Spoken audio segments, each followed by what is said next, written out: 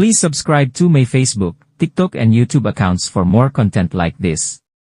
Drop a like and comments below for your opinions and requests. Enjoy! Sa isang lalawigan ng Cavite, isang batang lalaki ang mababago ang maayos at simpleng buhay ng kanyang matuklasan. Sa murang edad na 13, ang katotohanang siya ay isang ampon lamang. Dito nagsimulang maguluhan ang kanyang batang isip. Hirap tanggapin ang kanyang tunay na pagkatao, nagrebelde siya laban sa kanyang mga magulang na nag-ampon sa kanya, nakaranas ma-kick out sa mga paaralan na sanhi na matigil siya sa pag-aaral. Edad 19, nagkaroon siya ng depression. Nalulong sa drugs at makalawang beses na pasok sa rehab. Sa kanyang kawalang pag-asa, naranasan niyang magnakaw upang may makain. Nagbago ang kanyang pananaw sa buhay sa pagdating ng kanyang anak. Naharap sa responsibilidad ng pagiging ama, nagpasya siyang baguhin ang kanyang buhay.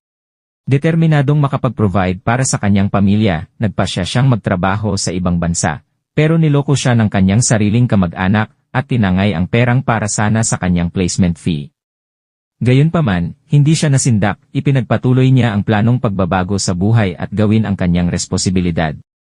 Noong 2013, gamit ang determinasyon at hiniram na pera mula sa mga kamag-anak, sinubukan niya ang online selling, pagbebenta ng isang sikat na brand ng relo target ang mga collectors nito.